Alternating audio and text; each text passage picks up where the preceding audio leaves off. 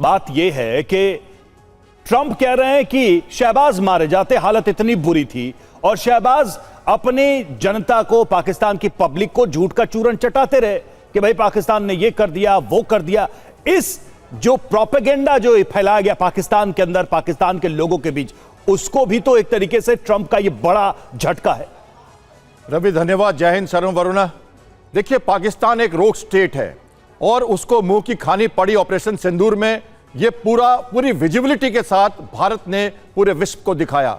हमने पहले बहुत सारे मेजर्स किए, विश्व को अपने पहलू में लिया और फिर हमने दंड दिया उनको। हमने युद्ध नहीं किया था, हमने दंड दिया था। तो आपको मान के चलना चाहिए कि भारत अब उस स्थिति में है जहां वो अब गुहार नहीं लगाता, वो सारी चीजें करता है, लेकिन अगर बात ना माने पाकिस्तान तो दंड देता है। तो हमने दंड दिया जब हमने नूर खान बेस पे रावलपिंडी हेडक्वार्टर, जो उनका इंटरनेशनल एयरपोर्ट है बेनजीर भुट्टो के नाम से, जहां पर उनका एयर बेस है जो चकाला के नाम से, जहां पर उनके स्ट्रैटेजिक फोर्सेज एयर के मौजूद हैं, जहां उनका आवाक्स मौजूद था, जब हमने वहां अटैक किया, जब ने हमारी ध्वनि हमने रावलपिंडी हेडक्वार्टर तक पहुंचा दी, तो पाकिस्तान के पीएम कहां थे फिर?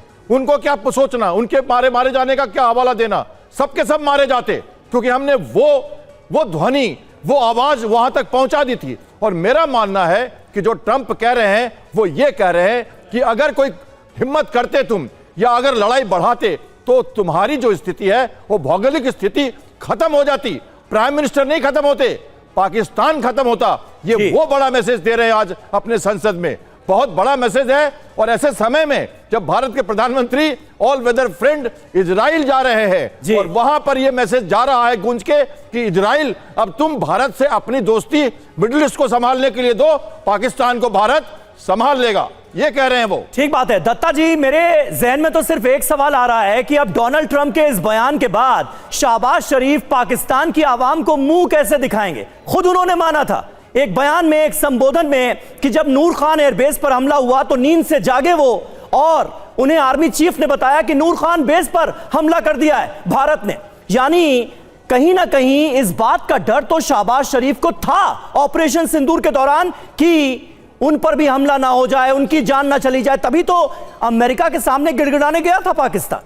बिल्कुल समीर, कोई शक नहीं है, पाकिस्तान की फौज की पेंटे गिल्ली हो रखी थी, पाकिस्तान की लीडरशिप घबरा के बंकरों में छुपी हुई थी और शहबाज शरीफ ने खुद बोला, ऐसे करके हाथ ब्रह्मोस मार दिया भारत ने। तो ये मुल्क क्या सामना करेगा भारत का? भारत की शक्ति जो है आज के दिन में वो एक बेमिसाल है पूरे साउथ एशिया के अंदर। पाकिस्तान एक तटपुंजिया मुल्क जिसकी कोई हैसियत नहीं है, भीख मंगे जो कटोरा लेके दाने बाएं भीख मांगते फिर रहे हैं, वो भारत से क्या जंग लड़ेगा?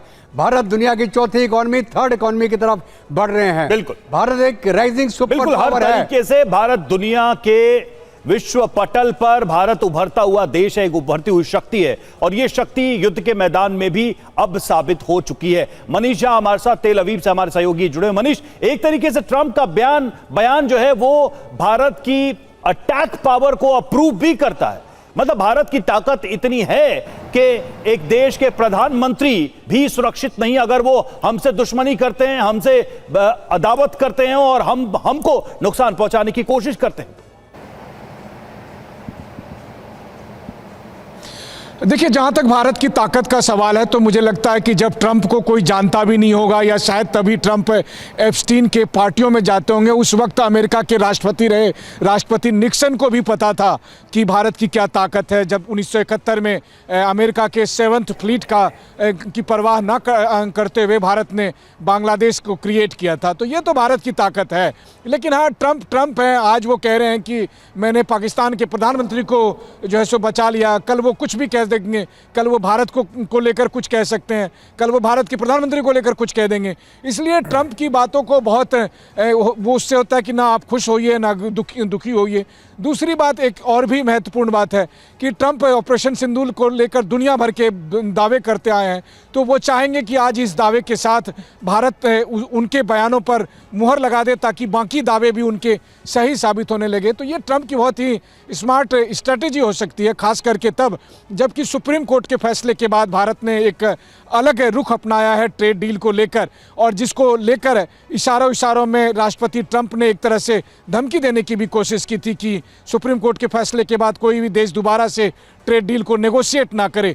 तो कहने का मतलब यह है कि देखिए, ट्रंप अभी चारों तरफ जो हाथ पैर मार रहे हैं, जहां जो लग जाए तो वो कहेंगे कि मैं बड़ा तीरंदाज हूं।